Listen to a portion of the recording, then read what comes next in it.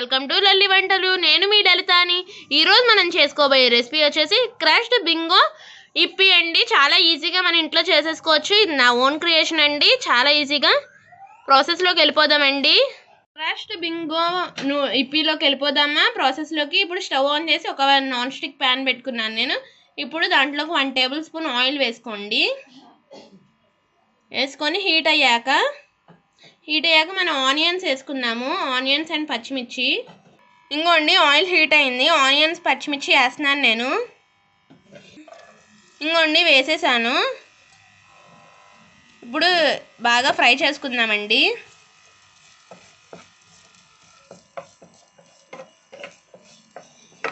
ఇంకోండి ఈ విధంగా ఫ్రై అయ్యాక చిన్నగా కట్ చేసుకొని పెట్టుకున్న టమాటోస్ 2 టేబుల్ స్పూన్స్ వేసుకోండి అండి.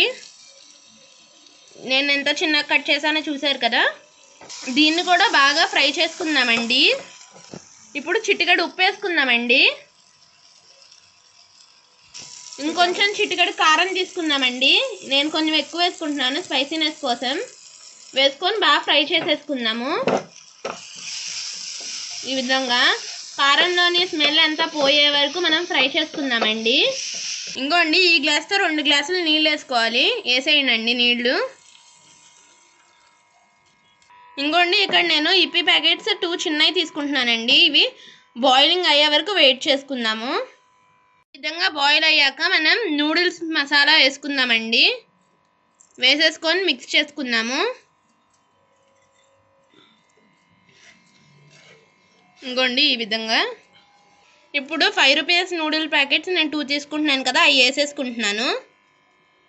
ఈ విధంగా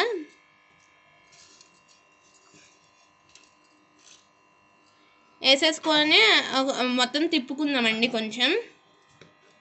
ఈ విధంగా ఇప్పుడు మీడియం ఫ్లేమ్లో పెట్టి కుక్ చేసుకుందాము విడిపోయే వరకు.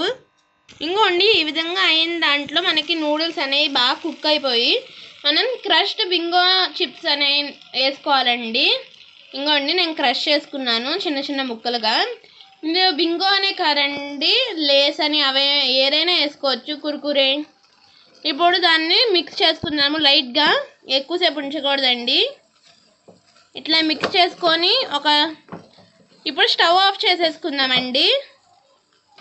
స్టవ్ ఆఫ్ చేసుకొని ఇప్పుడు మనకి అయిపోయింది. పొటాటో అనేది మనకు కుక్ అయిపోయి ఉంటుంది కాబట్టి ఇప్పుడు డిష్ అవుట్ చేసుకుందాము. మన క్రష్డ్ బింగో ఇప్పి అనేది రెడీ అయిపోయింది. చూసారా ఎంత బాగుందో? చూడండి ఎంత బాగుందో. మీరు కూడా ఇది ట్రై చేసి ఏమైనా డౌట్స్ ఉంటే కామెంట్స్ రూపంలో చెప్పి, మీకు నచ్చితే లైక్ చేయండి, షేర్ చేయండి, సబ్స్క్రైబ్ చేయండి, పక్కనున్న బెల్ ఐకాన్ యాక్టివేట్ చేయండి. Bye friends.